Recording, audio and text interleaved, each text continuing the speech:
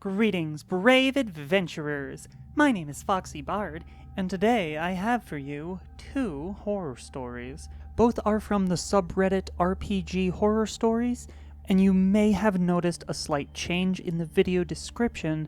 The links to the stories are no longer there. Fellow YouTuber and fellow storyteller Crit Crab ran into the same issues as I did that got me put in YouTube jail for a week. So we, as a community, made the unanimous decision that we're going to stop linking for now, but I still highly encourage you to look up the stories, as you'll see the name of them and who posted them, and go and give them Reddit karma anyway. This is a YouTube thing, and it's unfortunate, but not too much we can do about it. All that out of the way, grab yourself a seat around the fire as we dig into these tales of role-playing. Our first story comes to us from the user Grand Larceny King and is entitled, "Player is upset that I refused to seduce someone and gets me kicked out of the party." So this is the opposite of the horny bard. This is the not horny enough bard, which is it's turning the trope on its head for sure. Tale start. Now, I know the title sounds strange to say the least, however, hear me out.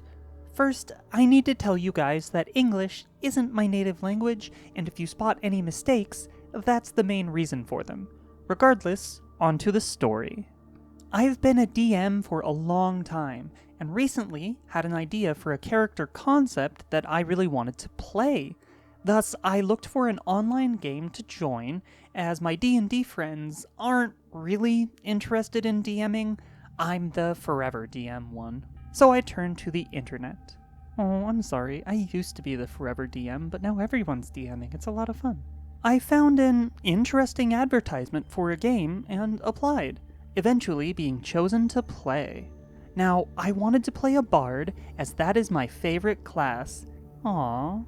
I don't get many chances to play, so when I do something to enjoy myself. However, the seductive bard trope makes my skin crawl. I mean, it's fine if you want to play that way, it's just not my playstyle. Alright, confession time. I've been the seductive horny bard before, but in a good way. The campaign was a good fit for it, not just out of nowhere. My character was supposed to be a charismatic bard. So, a bard? Who would deal with the situations through trickery and manipulation. There are a ton of ways someone can go about problems in D&D, and I really like that idea. Session 0 was alright. People spoke, and the DM set a few ground rules. They were fine, and I didn't really see any problem with them. The first session comes about, and our group is already adventuring together for a few weeks. The group is composed of a fighter, a rogue, a sorcerer, a druid, and me, the bard. That's a surprisingly well-balanced group for a horror story. We started the session and were told we needed to acquire an item that was in the possession of a noble of the town. Sure, there was absolutely no problem with that. We decided to gather information, and we learned that the guards usually go to a tavern to unwind after a day of work. We went toward that tavern, and as we did, find a lone guard drinking. Furthermore, we sat in another table and started to plan our approach. I proposed that my character could approach the man and try to befriend him, make him an acquaintance of the party, and eventually through manipulation, get some help to get into the noble's house, as we were so interested in the artwork they had there, posing ourselves as art connoisseurs. I've heard crazier plans. I tell RPG horror stories. Of course I've heard crazier plans. Well, the sorcerer didn't like that plan and said, and I quote, "Nah, just seduce him. You can distract him in his room while we steal the item." Before we started playing, I made sure to explain to them the kind of character I was playing. This wasn't something I wanted or something I was comfortable doing. I told her that I wouldn't do that. First, it didn't fit with my character. Second, it just made me lots of uncomfortable. She didn't take that well at all. She started to cuss under her breath, we could hear her through the mic, that I was the most useless bard there ever was. I was supposed to do only one thing, and I couldn't even do that right. Okay. Horny bards are one thing, but bards are so much more than that. I don't like this girl. Well, the DM ended the session there, which was a relief, to be honest, and now our next session was supposed to be tomorrow. He sent me a PM apologizing, but he said it was best if I didn't continue the campaign. Apparently, the sorcerer had been texting him non-stop, their IRL friends, and the other party members about me, and he thought it was going to be a problem down the road. So instead of trying his luck, it was best to just let me go. That's unfortunate. Or maybe actually kind of fortunate. Yeah. Honestly, I felt relieved more than anything. This was supposed to be a happy, fun time for me, and the first session was extremely uncomfortable. It really sucks, but I don't think I'll be able to find a group to play my bard in. Regardless, I wish you all the best day. Cheers, folks. May your luck be better than mine. TLDR, the sorcerer got pissed my bard wouldn't seduce a guard as she wanted, and got me kicked from the party for being useless. Tail end. Kind of a short one for the start, but that's rough, buddy. I kind of feel like the DM is sort of the hero of the story. He saw that there was going to be a problem down the line, or that it was likely there was going to be a problem down the line, and he removed one of the players that was going to not necessarily cause it, but be the spark of it. And from his perspective, there was no good solution, because it's very, very difficult to break up an IRL friend group, and much as I hate to say it, I think removing OP was the best call in this case. Now that said, OP, don't give up. You'll find a game out there. The sorcerer was a little weird, more than a little weird. Like, if someone doesn't want to be a horny bard, why are you trying to force them into the archetype that everyone seems to hate? That's the part of this that is the most baffling to me. I've played bards who, do kind of want to sleep around a bit, but I've also played bards who are in monogamous, committed relationships, and they were still a bard. They don't have to be a seducing machine to be a bard. That's a bad definition for bard. So, let's just move on. Our next story comes to us from the user Decianok1232. I hope I got that right. And it is titled, The Tale of Crusader Beard. It's that kind of Crusader, the kind that you don't want it to be. I'm so sorry, everyone.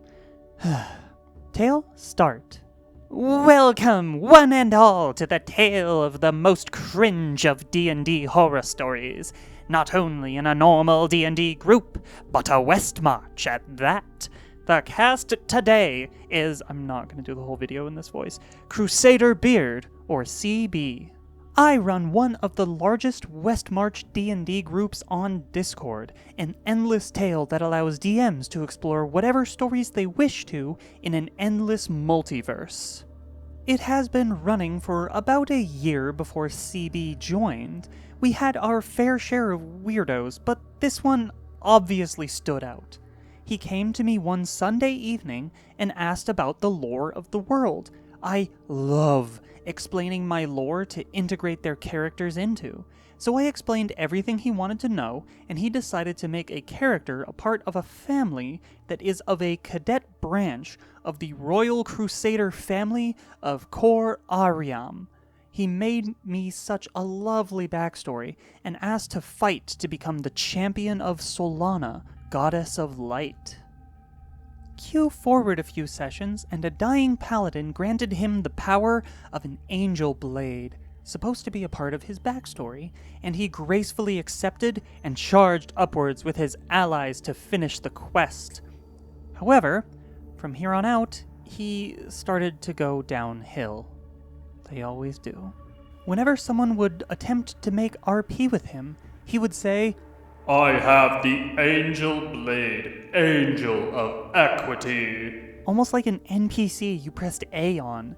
Whenever I would wake up in the morning, I would see messages of, "So when do I become champion?"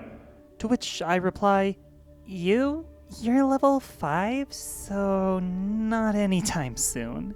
CB kept going on about how his family helped it out in a crusade and how he was chosen by the gods, and people just started getting frustrated. "I am the wielder of the holy sword," was his go-to line, just randomly in combat.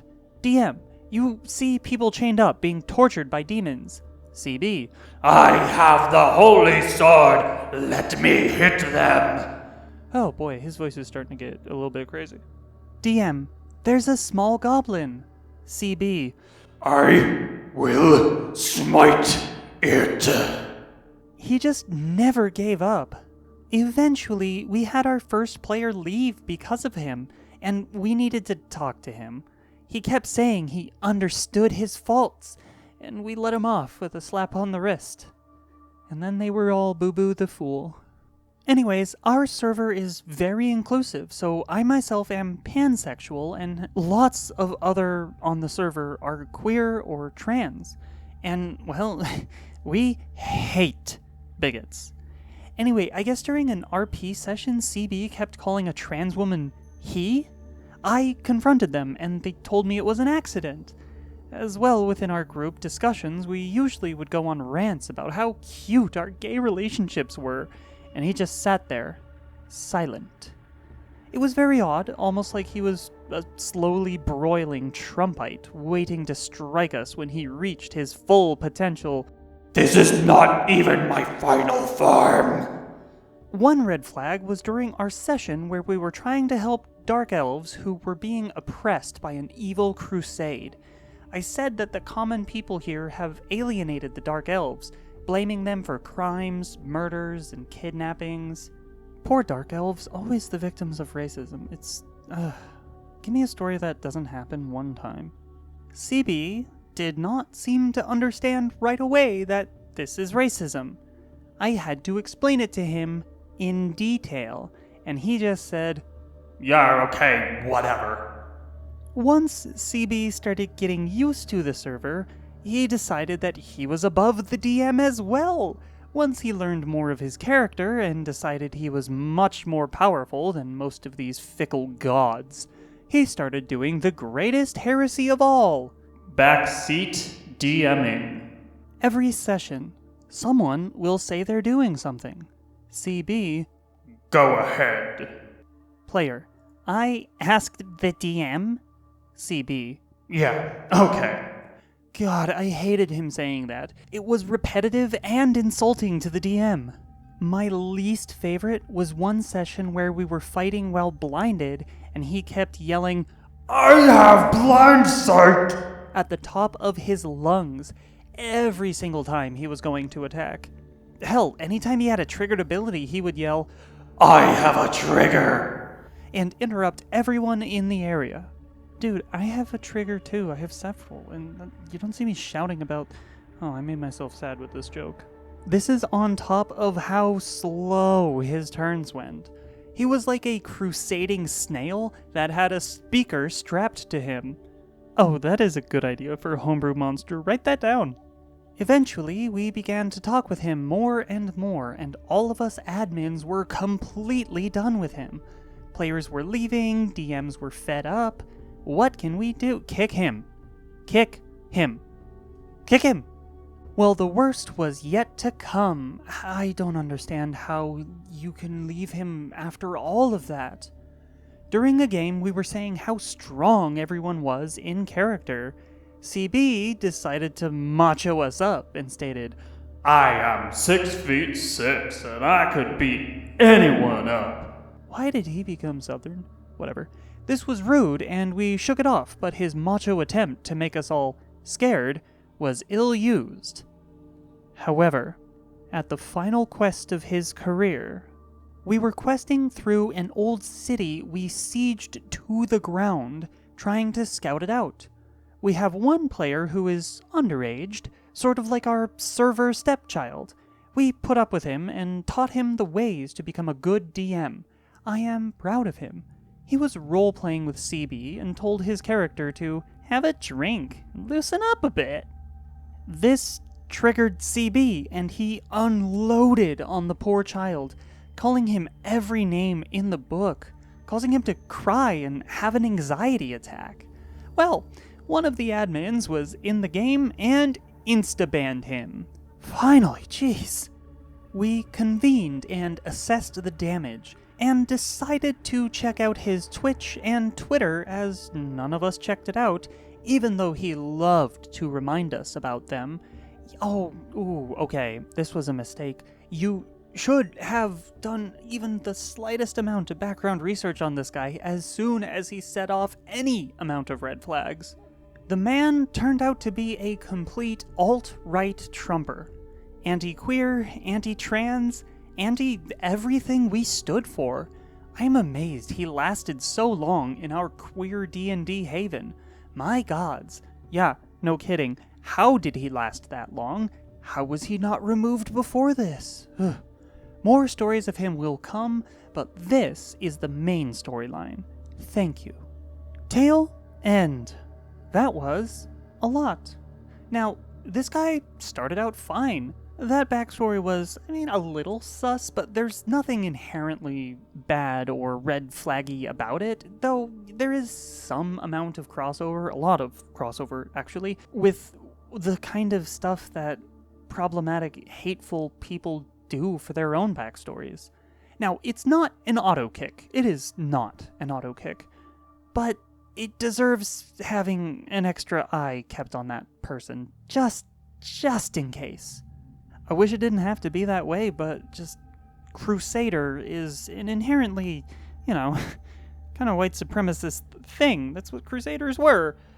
Sorry for people who like them. They were. Now, that's not to say you can't roleplay one and have a lot of fun doing it and not be super racist with it. The problem is that the people who are super racist or super hateful for another reason tend to choose that thing for them to be because, yeah, that tracks with the historical Crusaders. Yeah. I'm gonna stop talking about them before YouTube decides that this video is not worthy of the monetization $sign. Now, the lesson learned here is simple. If someone is making your game, and in fact entire server, not fun for everyone else there, kick them.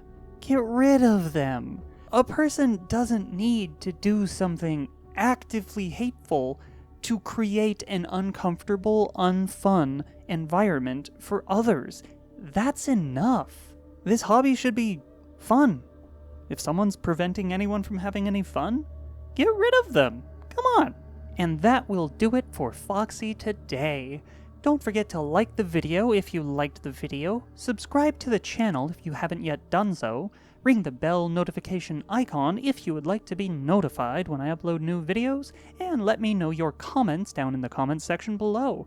You can also join the FoxyBard Discord server at discord.gg/FoxyBard. Link for that is also in the video description. Also, a huge thank you and batch of love for all of my patrons over on patreon.com/FoxyBard. Their names are scrolling by the screen right now, and I love and treasure every single one of them.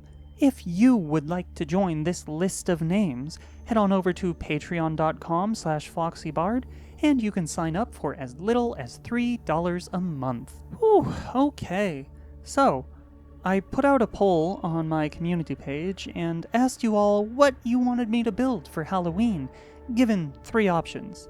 And apparently, y'all want me to build Batman, so I've got to go build Batman. So I'm gonna go do that. Let's douse the fire and get back to our own adventures.